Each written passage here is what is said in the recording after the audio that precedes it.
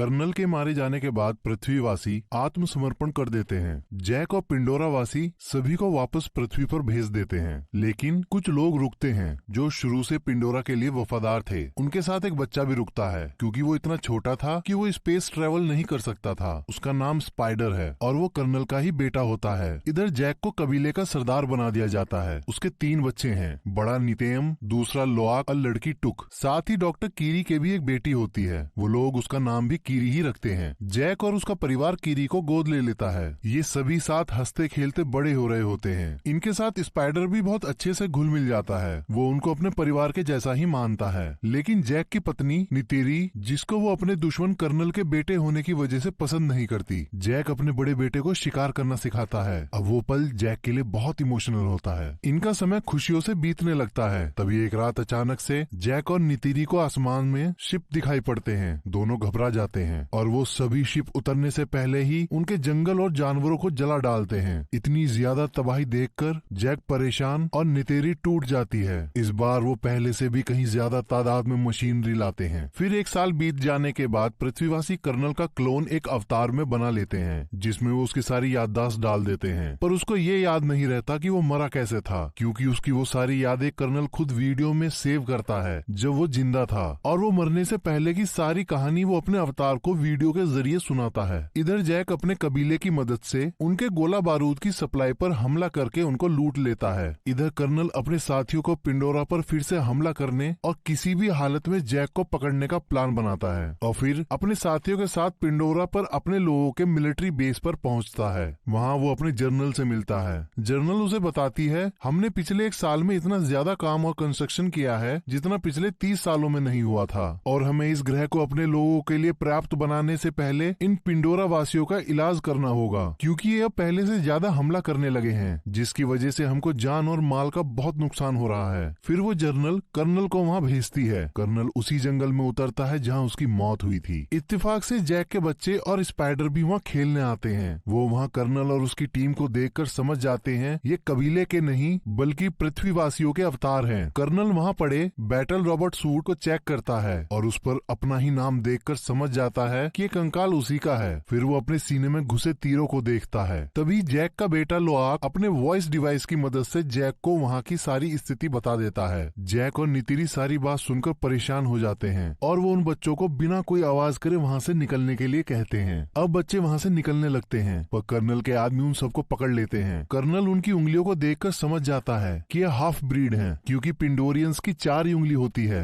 और इनकी 5 थी। कर्नल लोआक को देखकर पहचान लेता है कि ये जैक का ही बेटा है, लेकिन स्पाइडर कर्नल को देखकर अजीब सा महसूस करता है। अब कर्नल लोआक से उसके पिता के बारे में पूछता है पर वो उसको कुछ नहीं बताता। तो कर्नल जैसे ही कीरी को मारने जाता है तो स्पाइडर भड़क जाता है। कर्नल उससे उसका नाम पूछता है। वो अपना नाम बताता है तो कर्नल को पता चलता है कि स्पाइडर उसी का बेटा है। वो उससे पूछता है, उन्होंने तो सबको पृथ्वी पर वापस भेज दिया था, तो तुम क्यों नहीं गए? तो स्पाइडर बताता है, मैं बच्चा था और इतने छोटे बच्चे स्पेस ट्रेवल नहीं कर सकते थे, इसलिए। फिर कर्नल जर्नल को अपनी लोकेशन बताता है। जर्नल उससे 10 मिनट में वहाँ पहुँचने को बोलती है। इतने कर्नल अपनी आखिरी समय का रिकॉर्डेड वीडियो देखता है जो उसे अपने बैटल रॉबर्ट सूट की मेमोरी में मिला था। अब उसको पता चलता है कि वो आखिर कैसे मरा था। अब कर्नल जनरल के आने का इंतजार करता है पर उससे पहले ही जैक और नितेरी वहाँ आ जाती है और फिर उनकी कर्नल और उसकी टीम के साथ लड़ाई होती है, जिसमें वो अपने बच्चों को बचा लेते हैं। पर एक धमाके के प्रेशर से स्पाइडर बेहोश हो जाता है। कर्नल उसको उठाकर अपने साथ ले जाता है। कीरी रोते हुए जैक से कहती है कि वो स्पाइडर को ले गए हैं। जैक उसको गले लगाकर उसकी हिम्मत बांधता है। इधर जनरल स्पाइडर को टॉर्चर करके उन सभी का पता पूछती है पर स्पाइडर उसको कुछ नहीं बताता। कर्नल को ये सब अच्छा नहीं लगता कि वो उसको इतना ज्यादा टॉर्चर कर रही है, तो अचानक से उस टॉर्चर को रोक देता है। उस टॉर्चर की वजह से स्पाइडर की नाक से खून निकल आता है। अब कर्नल जनरल से कहता है कि ये मुझे जानता है, मैं अपने तरीके से इससे बात उगलवा सकता हूँ। तो जनरल उससे कहती है, ये तुम्हारा बेटा नहीं है, और कहकर वहाँ से चली जाती है। पिंडोरा पर जैक अपनी पत्नी से कहता है कि अब हमको ये जगह छोड़नी पड़ेगी क्योंकि स्पाइडर कर्नल के पास है और वो उसे सब उगलवा लेंगे। नितिरी वहाँ से जाने से मना करती है तो जैक उसे समझाता है कि वो सिर्फ मेरे और तुम्हारे लिए ही यहाँ आए हैं और अगर हम यहाँ रुके तो सारे कबीले को खत्म कर देंगे। इस बात को समझती हुई वो रोती हुई जैक के गले लग जाती है और चलने के लिए मान जाती है। इधर कर्नल स्पाइडर से बात करने आता है। वो स्पाइडर को अपना लॉकेट देता है। स्पाइडर उसे देखते ही तुरंत फेंक देता है। असल में वो अपने पिता से नफरत करता है क्योंकि वो जानता है कि उसके पिता ने लोगों पर बहुत अत्याचार करे और बेगुनाहों को जान से मारा है। कर्नल स्पाइडर से कहता है, मैं चाहता हूँ तुम बस मेरे साथ चलो, इससे तुम यहाँ बंधे नहीं रहोगे और मैं तुम पर किसी बात का दबाव भी नहीं दूंगा। अगली सुबह जैक अपना पद त्याग करके अपने परिवार को लेकर वहाँ से चला जाता है और बहुत दिनों तक एक लंबा सफर तय करने के बाद मेटकानिया लीफ आइलैंड पहुँचता है। उस आइलैंड पे रहने वाले कबीलों का रहन सहन उन लोगों से बिल्कुल उलट होता है। वो कबीला आसमान की जगह पानी के अंदर का शिकारी होता है। उस कबीले के लोग जैक और उसके परिवार का मजाक उड़ाते हैं क्योंकि उन सब के मुकाबले जैक और उसके परिवार की पूंछ बेहद पतली होती है, हाथ भी पतले होते हैं और उन सब के सामने वो बहुत कमजोर दिखाई पड़ते हैं। तभी उस कबीले का सरदार अपनी पत्नी के साथ वहाँ आता है और वो जैक से पूछता है, तुम यहाँ क्यों आए हो? जैक कहता है, हम यहाँ आपके कबीले में शामिल होने आए हैं। तो सरदार उससे कहता है कि तुम जंगली वासी हो और हम पानी के, तुम्हारी कोई भी कुशलता यहाँ काम नहीं आएगी। जैक कहता है, हम जल्दी सीख लेंगे। तभी सरदार की पत्नी बोलती है, ये हमारे जैसे पानी में तेज नहीं तैर सकते और कीरी और बच्चों का हाथ देखकर कहती है, ये कोई सच्ची पैदाइश नहीं है, इनके शरीर में शैतान का खून है। तो जैक उसको अपना हाथ दिखाता है और कहता है, मेरे भी वैसे ही हैं और माँ एवा ने मुझे जीवन दान दिया है, उन्होंने ही मुझको कबूल किया है और अब मैं तुम में से एक हूँ। तभी नितीरी बताती है, तुम सब जानते हो कि मेरे पति ने अपने दम पर पृथ्वीवासियों को हराकर हमारे कबीले को बचाया है। तो सरदार की पत्नी कहती है, और तुम अब खुद को छुपाते फिर रहे हो। जैक दोनों को शांत कराता है। तो सरदार जैक से कहता है, मैं तुम्हारी लड़ाई यहाँ तक नहीं लाना चाहता। तो जैक कहता है, मैं यहाँ लड़ाई नहीं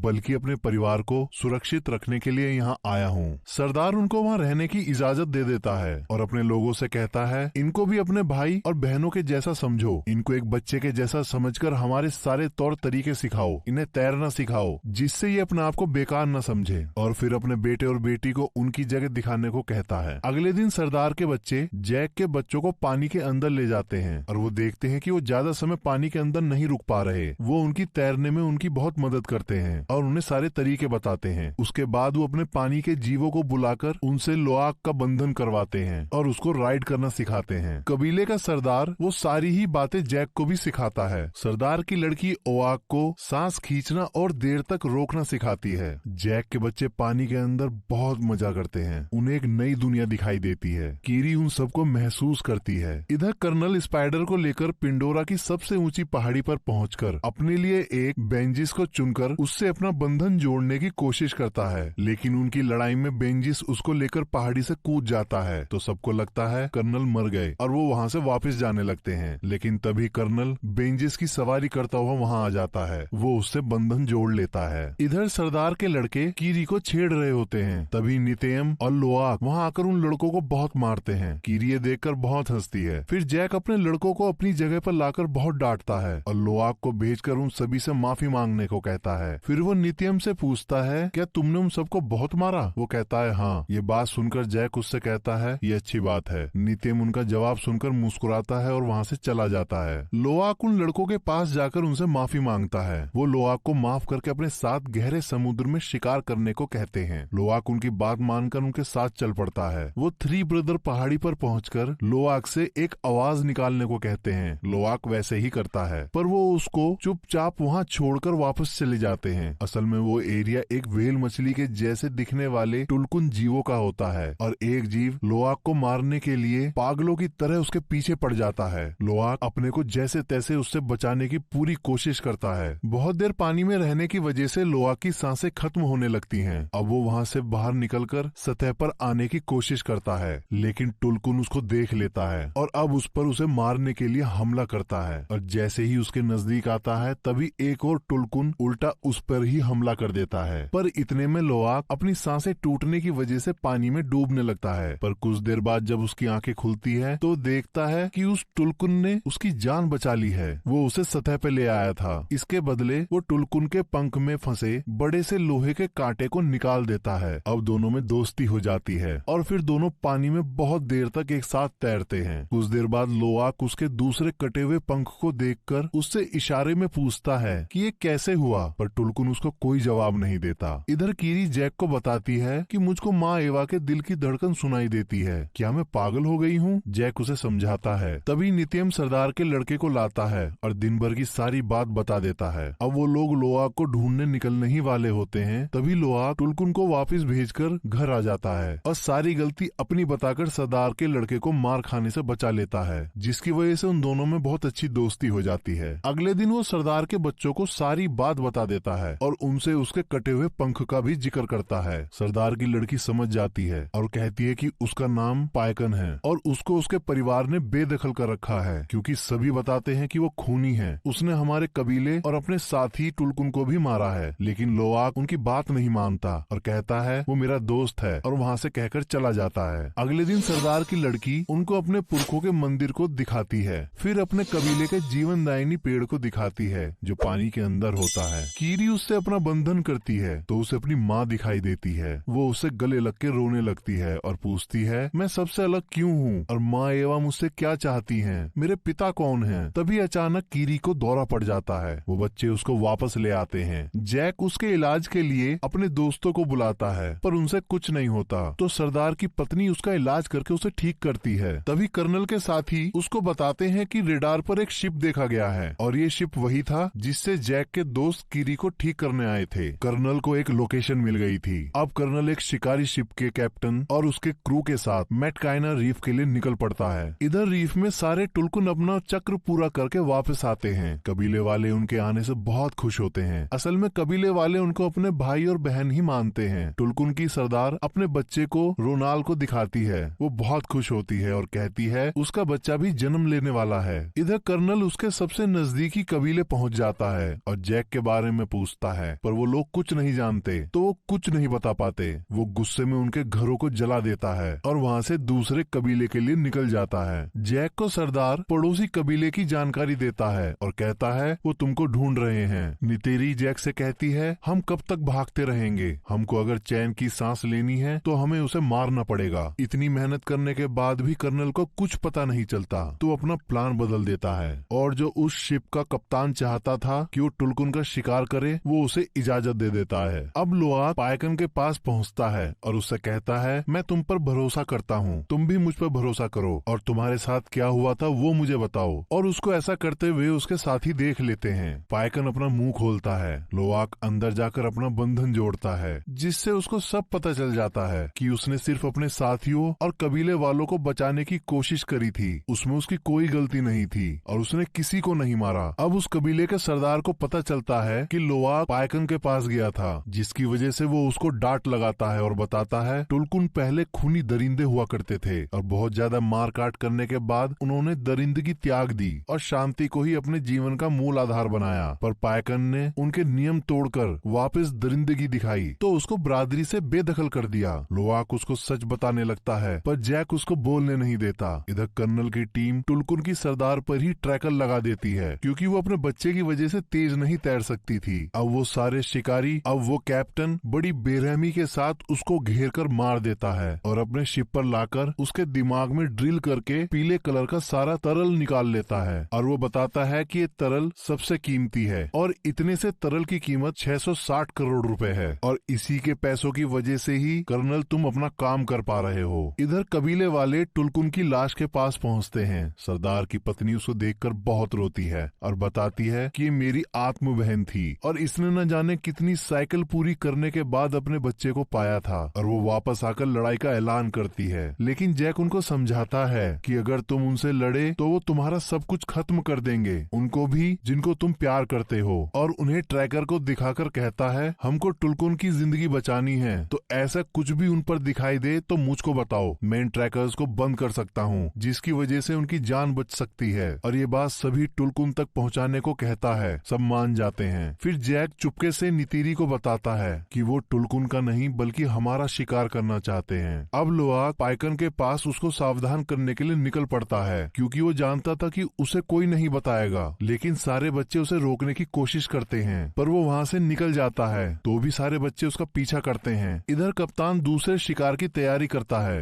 लोआक पायकन के पास पहुँचता है। वो पायकन पर ट्रैकर देखकर घबरा जाता है और उस ट्रैकर को निकालने की कोशिश करता है। तभी सामने से शिकारी जहाज को देखकर वो घबरा जाता है। अब सब बच्चे वहाँ पहुंचकर उस ट्रैकर को निकालने की बहुत कोशिश करते हैं पर वो उनसे भी नहीं निकलता। फिर लोआक अपने पिता को सब बता देता है। तभी जैक सरदार को बता देता है। वो सब तैयार होकर उनकी तरफ निकल पड़ते हैं। कर्नल उन बच्चों को टुलकुन के पास देखकर बहुत खुश होता है। बच्चे ट्रैकर को निकाल देते हैं और उसे समुद्र में फेंक देते हैं और खुद भी समुद्र में अंदर छुप जाते हैं और पाइकन बचकर निकल जाता है। कर्नल छोटी सबमरीन से उनको पकड़ने का आदेश देता है। कुछ देर मशक्कत करने के बाद वो सरदार की बेटी और टुको जाल डालकर पकड़ लेते हैं। लोवाक भी उनको छुड़ाने के चक्कर में पकड़ा जाता है। स्पाइडर ये देखकर उनके पास भागा आता है, पर वो लोग उसे पकड़कर वापस अंदर ले जाते हैं। कर्नल उन तीनों बच्चों को वहीं बाहर डेक पर बांध देता है और जैक से अकेले आने को बोलता है, नहीं तो बच्चों को मार देने की धमकी देता है। जैक खुद को सरेंडर करने को तैयार हो जाता है। पाइकन पानी के अंदर से लोवाक को शिप पर बंधा देख गुस्से से पागल हो जाता है और समुद्र के अंदर पत्थरों को तोड़ने लगता है। अब वो उसको बचाने की ठानकर अपने सारे नियम फिर से तोड़कर शिप पर कूद पड़ता है और वहाँ सब कुछ तोड़ने लगता है। उसको देखकर शिप का कैप्टन उसका शिकार करने के लिए वहाँ आ जाता है और ये सब देखते हुए कबीले वाले भी लड़ाई में कूद पड़ते हैं। कप्तान पाइकन पर रॉकेट छोड़ता है, पर वो अपने सिर नीचे कर लेता है, जिससे रॉकेट उससे टकराकर कप्तान के शिप पर ही फट जाता है। ऐसा देख कप्तान हैरान हो जाता है। अब उन सभी लोगों में बड़ी भयंकर लड़ाई शुरू हो जाती है और सब अपने दुश्मनों को मारने लगते हैं। इधर पानी के अंदर कीरी अपने बंधन को उनके जीवनदायिनी पेड़ से जोड़कर कर्नल की सबमरीन्स को तोड़ देती है, जिसको देखकर सरदार के लड़के बड़े हैरान होते हैं। शिप के अंदर स्पाइडर भी शिप के कंट्रोलर को तोड़ देता है, जिसकी वजह से शिप चट्टान से जाकर टकरा जाता है और उसमें पानी भरने लगता है। कप्तान अब पाइकन को पकड़ने के लिए तार से बंधे एंकर को उस पर शूट करता है, पर पाइकन बड़ी चालाकी से उससे बचकर अपने सिर से जानबूझकर उस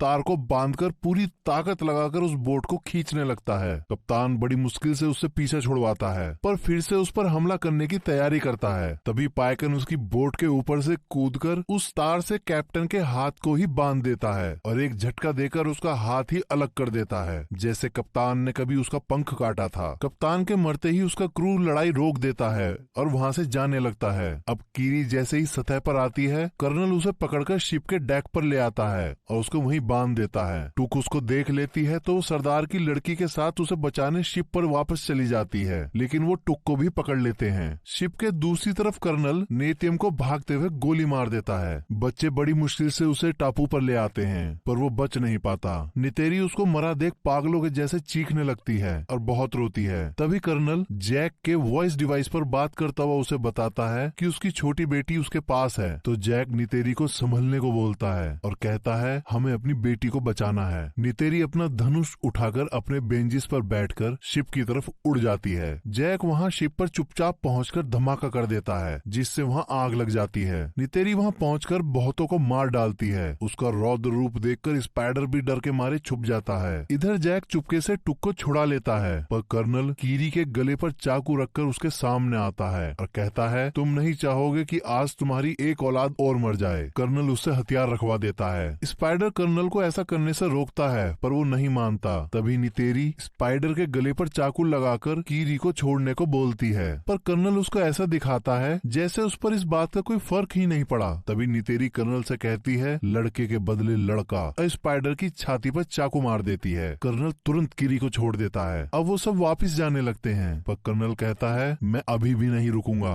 और वापस आऊंगा और तुम अपने पूरे परिवार के साथ सारी जिंदगी डर में जियोगे। इतना सुनते ही जैक उस पर हमला कर देता है। इधर पानी के अंदर नितेरी और उसके बच्चों को आग घेर लेती है, तो वापस शिप पर चढ़कर उसके दूसरी तरफ से निकलने की कोशिश करती है। तभी पानी का बहाव टूक को शिप के अंदर ले जाता है। नितेरी उसके पीछे कूद जाती है। शिप डूबने लगता है और पलट जाता है। स्पाइडर और कीरी ऊपर आ जाते हैं। इधर पानी के अंदर जैक लड़ते लड़ते कर्नल का गला घोटकर उसे बेहोश कर देता है। उसको लगता है कि कर्नल मर गया, लेकिन खुद भी पानी में सांसें टूटने की वजह से डूबने लगता है। तभी लोवाक जैक को बड़ी मुश्किलों से एक चैम्बर में लेके आता है, जिससे जैक को सांस आ जाती है। इधर टुक और नितेरी भी एक जगह आके फंस जाते हैं और जहाज पूरी तरह अंधेरे में डूब जाता है। फिर कीरी वहाँ रोशनी देने वाली अनेक मछलियों को बुला लेती है और वो उनको पूरे जहाज में भेज देती है। वो टुक और नितेरी को बाहर निकाल लेती है। इधर लोआक पाइकन की मदद से जैक को भी बाहर निकाल लेता है। अब पाइकन उन सबको अपने पंख पर बैठाकर टापू पर छोड़ देता है। स्पाइडर भी कर्नल को बाहर निकाल लेता है। वो जिंदा होता है। वहाँ उसका बेंजिस आ जाता है।